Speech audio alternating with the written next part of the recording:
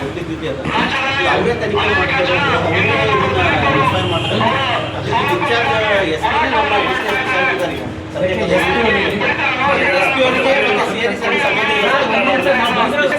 ನಮ್ಮ ಪ್ರಶ್ನೆ, ನಾವು ಎಸ್ ಪಿ ಅವರಿಗೆ ಒಬ್ಬ ಭ್ರಷ್ಟ ಮಂತ್ರಿ ಮಲ್ಲಿ ಕಳ್ತನ ಮಾಡ್ತಾ ಇದ್ದಾನೆ ಅಂತ ನಾನು ಫೋನ್ನ ತಿಳಿಸಿದ್ದೀನಿ, ಜಿಲ್ಲಾಧಿಕಾರಿಗಳು ತಿಳಿಸಿದ್ದೀನಿ. 15 ದಿನ ಆದ್ಮೇಲೂ ಅವರ ಅಲ್ಲಿ ಮತ್ತೆ ಮಣ್ಣು ಕರೀತಾರೆ ಅಂದ್ರೆ ನಿಮ್ ಇಲಾಖೆಯಲ್ಲಿ ಏನ್ ಮಾಡ್ತಾ ಇತ್ತು ಅಂತ ಅದಕ್ಕೆ ಉತ್ತರ ಬೇಕು. ನನ್ನ ಮೇಲೆ 3 ಕೇಸ್ ಹಾಕ್ಕೊಳ್ರಿ, ನನ್ನ ಕೇಸಿಗೆ ನಾವು ಬಂದಿಲ್ಲ. ಸರ್ಕಾರಿ ಆಸ್ತಿ ಉಳಿಸ್ಲಿಕ್ಕೆ ಬಂದಿದ್ದೀವಿ, ಇನ್ನೂ 10 ಹಾಕ್ಕೊಳ್ರಿ. ಅದನ್ನ ಯಾರು ಕೇಳ್ತಾರೆ? ಕಳ್ತನ ಮಾಡಿ ನನ್ನ ಮಕ್ಕಳನ್ನ ಹಿಡಿಬೇಕು, ಸಾಕ್ಷಿ ಕೊಡ್ತೀವಿ. ಅವ್ರ ಲಾರಿ ಮುಗಿದು ಫೋಟೋ ಇದ್ದಾರೆ. ಡಾಕ್ಟರ್ ಇರೋದು ಕೇಸ್ ಹಾಕಕ್ಕಾಗಲ್ಲ, ಅಟ್ರಾಸಿಟಿ ಕೇಸ್ ಸುಮ್ಮನೆ ಹಾಕ್ಬಿಡ್ತೀರಾ? ಅವ್ನು ಕೊಟ್ಟವ್ನು ಇನ್ನೂ ಇಲ್ಲ. ಆಮೇಲೆ ಟ್ರ್ಯಾಕ್ಟರ್ ಇಲ್ಲ ಅಲ್ಲಿರ್ತಕ್ಕಂಥದ್ದು ಲಾರಿ.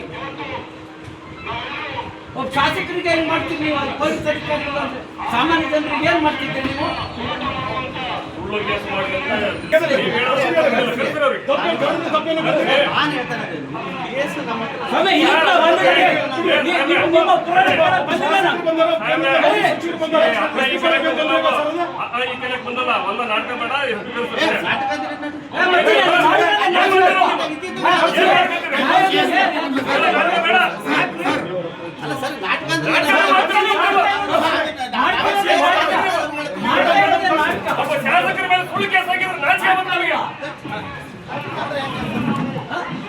ಮೇಡಮ್ ಮಾತಾಡಿ, ನೀವು ಅವ್ರು ಕೊಡ್ಲಿ. ಗೊತ್ತಿದ್ದಿದೆ ಅದು ಅವರೇ ತನಿಖೆ ಮಾಡ್ತಾರೆ, ಅವರೇ ರಿಫೈನ್ ಮಾಡ್ತಾರೆ. ಅದಕ್ಕೆ ಇನ್ಚಾರ್ಜ್ ಎಸ್ ಪಿ ನಮ್ಮ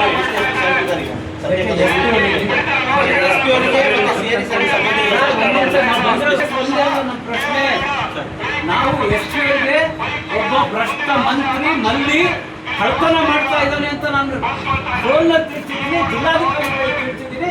15 ದಿನ ಆದ್ಮೇಲೂ ಅವರ ಅಲ್ಲಿ ಮತ್ತೆ ಮಣ್ಣು ಕರೀತಾರೆ ಅಂದ್ರೆ ನಿಮ್ ಇಲಾಖೆಯಲ್ಲಿ ಏನ್ ಮಾಡ್ತಾ ಇತ್ತು ಅಂತ ಅದಕ್ಕೆ ಉತ್ತರ ಬೇಕು. ನನ್ನ ಮೇಲೆ 3 ಕೇಸ್ ಹಾಕ್ಕೊಳ್ರಿ, ನನ್ನ ಕೇಸಿಗೆ ನಾವು ಬಂದಿಲ್ಲ.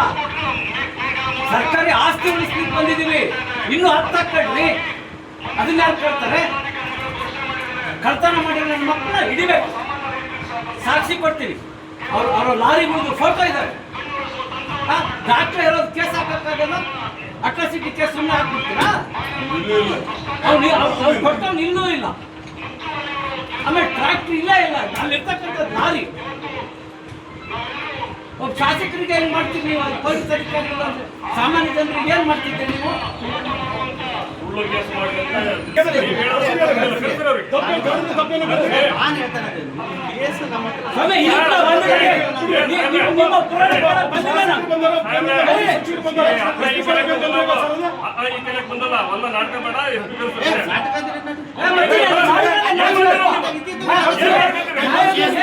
ನಾಟಕ